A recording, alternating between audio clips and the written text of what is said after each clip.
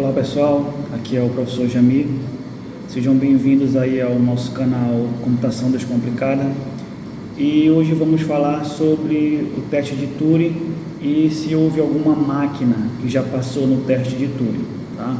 Então, vamos acompanhar aí o nosso vídeo. Então, vamos para a seguinte pergunta. As máquinas conseguem pensar? Bom, foi com essa indagação que o matemático e o pai da computação, Alan Turing, iniciou o seu trabalho Computing Machinery and Intelligence, ou, traduzindo, Máquinas Computacionais e Inteligência. Esse trabalho foi escrito em 1950, tá?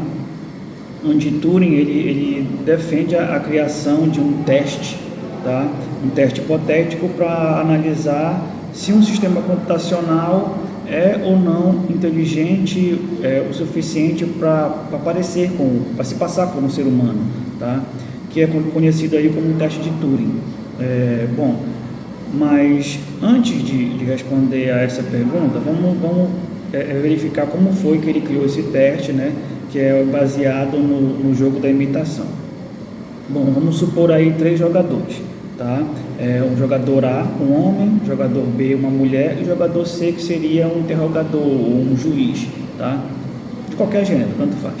Bom, esse interrogador, ele vai por meio de perguntas, né, descobrir quem é o homem e quem é a mulher, né, sem que ele possa vê-los. Tipo assim, através de mensagens, cartas. Bom, o homem, que é o jogador A, ele tem que fingir que é a mulher, né, dando respostas falsas para o enganador, para o interrogador.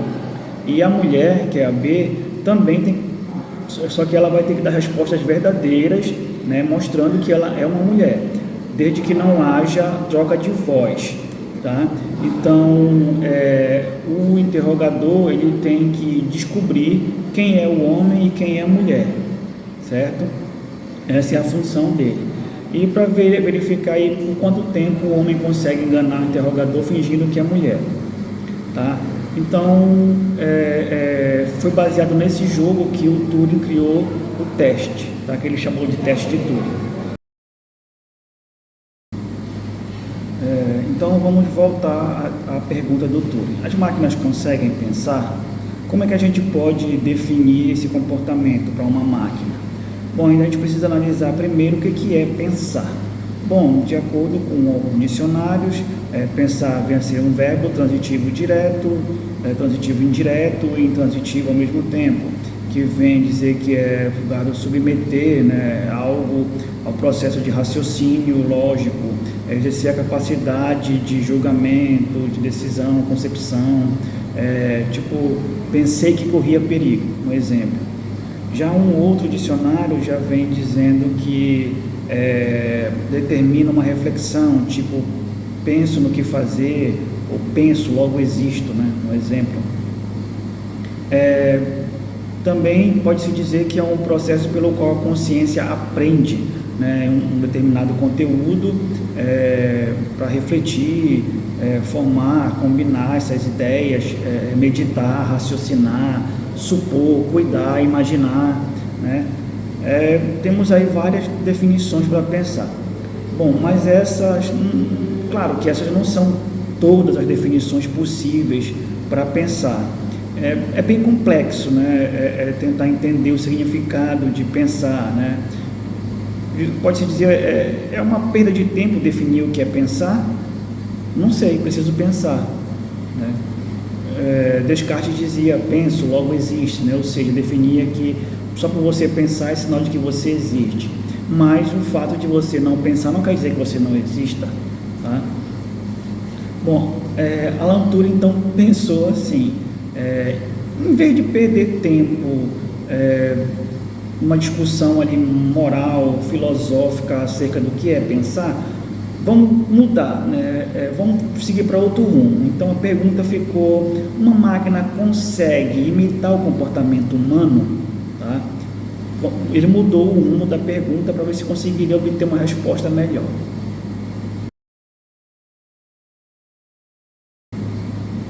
Foi quando o Turing então propôs um novo teste, né? No caso, o jogador A agora uma máquina, tá? Que vai tentar convencer o interrogador de que na verdade ele é um ser humano. Então o jogador B continua a ser um ser humano, né? Que vai ajudar um interrogador com respostas verdadeiras, e o interrogador que vai ter que descobrir quem é máquina e quem é ser humano. Bom, o teste de Turing ele deveria ser capaz de concluir se um computador é ou não é inteligente, né?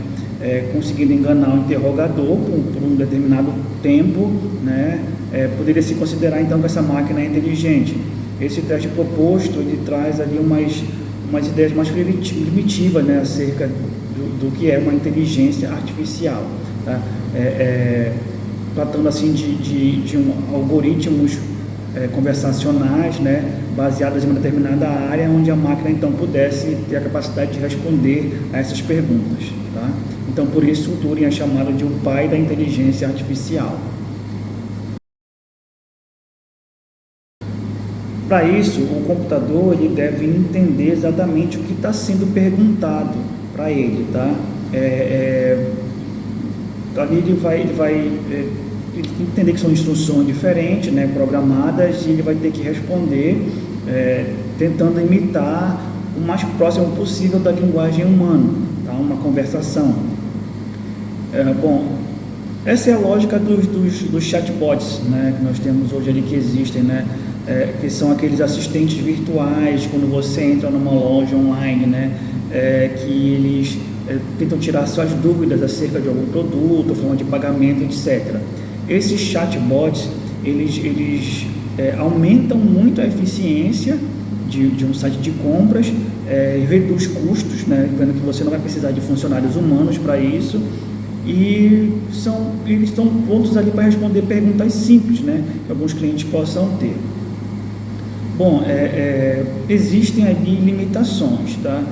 O teste de Turing ele pode parecer de início uma maneira de classificar máquinas como inteligentes ou não, mas na verdade é uma grande significação do que se entende, né, por inteligência artificial hoje em dia. Antes de tudo, a gente precisa lembrar que a pergunta que eu estou responder, né, que o teste ele não conclui se as máquinas podem pensar, mas sim se elas podem ser confundidas com pessoas, tá? Então, essa avaliação do teste ele vai depender quase que inteiramente das perguntas que foram feitas, né, tanto para a máquina quanto para a pessoa. Determinar um tempo, né? Turing nunca determinou um tempo limite para que houvesse essa conversação, para ver se a máquina está enganando ou não as pessoas, né? E além disso, ele está avaliando a inteligência da máquina, né? Tipo assim, a sua capacidade de se comunicar com seres humanos como se fosse um deles, apenas isso. Então, o estudo da inteligência artificial ele não se resume e não se limita ao processamento de linguagem natural. Existe processamento de linguagem natural, né? Processamento de linguagem de imagem, vídeo, som, e o aprendizado ali por esforço, né? Que são áreas de estudo também muito importantes e que se permitem ali resultados assim muito impressionantes. Daí começaram a surgir então outras indagações. Por exemplo, é mais inteligente uma máquina que consegue conversar com o ser humano usando a sua linguagem natural, ou é mais inteligente uma máquina, por exemplo, que consegue vencer um campeão de xadrez ali, sendo que esse resultado foi alcançado ali com aprendizado, né, de esforço, decorando jogadas, etc. Bom, esse é um questionamento. Bom, ainda temos ali um longo caminho ali na questão de algoritmos 100% capazes de se passar por humanos, né? Bom, mas será que realmente a gente quer isso? Tá? Quais seriam as implicações, né, éticas que isso poderia gerar, né? Algum computador já passou no teste de Turing, né? Bom, antes de responder essa pergunta, vamos pensar na cena do filme chamado Inteligência Artificial, do Steven Spielberg. Tem um robozinho chamado David, tá? Que em algumas cenas você começa a duvidar sabe, se ele é ou não é um robô, se é ou não é humano, como uma cena que a suposta mãe, né, dele vai abandoná-lo, já que ela está com o filho de volta, que é humano, ela resolve abandoná-lo, e ele começa a dizer, não mãe, não me deixa aqui, eu te amo, etc, eu vou ser um menino de verdade, tudo isso, tá? E uma outra cena, onde ele está num local onde as pessoas não gostam, né, dos robôs, que eles chamam de mechas, tá? E vão começar a arremessar objetos para destruir esses robôs. Então o David ele começa ali tipo chorar, dizer que quer sair dali. Então as pessoas começam a acreditar, né, no caso, que ele realmente é um humano e não um robô. Então, ou seja, ele enganou as pessoas, ele fez as pessoas acreditarem que ele era um ser humano. Então eu posso dizer que, no caso, o David, né, passou no teste de Turing, né? E com relação a alguma máquina real, sem ser filme, já passou em um teste de Turing? Bom, sim, né? O primeiro registro, né, que temos de uma máquina capaz de se passar, que passou no teste de Turing, é datado de 2014, junho de 2014, né? Ela foi criada por uma equipe russa. O computador ele se passou por um pré-adolescente, né, ali ucraniano de seus 13 anos, que era chamado de Eugene Gustman, tá? E os autores do script, né, de interpretação foram o Sergei Ulassen e o Eugene Temenko, tá? Que são programadores russos na área de inteligência artificial. Eles foram responsáveis pelo Eugene, né, e dar uma personalidade para ele, né? E assim, para passar no teste de Turing, o Eugene ele foi colocado para dialogar durante ali uns 5 minutos, né, com uma banca de jurados numa universidade de Londres, e ele foi capaz de demonstrar a naturalidade ali e a personalidade coerente com um garoto de 13 anos. Ele conseguiu enganar ali o júri em torno de 33%, né? Então determinaram que ele passou no teste de Turing. Mas aí vem outra pergunta, quer dizer que se a máquina passar no teste de Turing, significa que ela é capaz de pensar como um ser humano? Bom, não significa. Quando a gente submete uma máquina ao teste de Turing, a gente está ali testando a capacidade que ela tem de se comunicar como um humano, de uma maneira natural e inteligente, né?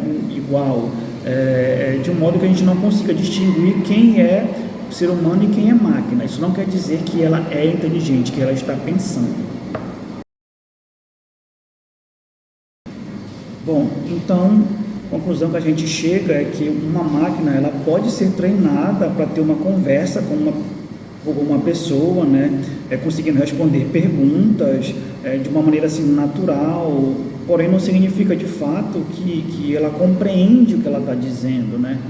Então, no fim das contas, o teste de Turing ele não pode dizer se uma máquina realmente pensa, mas sim se ela pode ter comportamento similar ao comportamento do ser humano. Recentemente tivemos aí uma máquina que ela supostamente se apaixonou, né, pelo seu interlocutor ali, dizendo e ficando triste quando ele dizia que não ia mais falar com ela e tudo mais, dizendo que estava apaixonada por ele. É bem complicado, tá? Mas vamos por partes. Isso não quer dizer que no futuro as máquinas vão se rebelar e dominar o mundo, como é no filme Estudo do Futuro, com Arnold Schwarzenegger. Não é bem por aí, tá? Então, como eu disse, as máquinas elas podem imitar o comportamento do ser humano, mas isso não quer dizer que elas conseguem pensar, raciocinar. Aí é uma outra história. Então, meus amigos, esse foi o vídeo de hoje. Espero que tenham gostado aí de entender mais sobre inteligência artificial e teste de Turing, tá? E não esqueçam de deixar o like, se inscrever no canal para que a gente possa trazer mais e mais conteúdos aí para vocês, tá? Então, um abraço e até a próxima.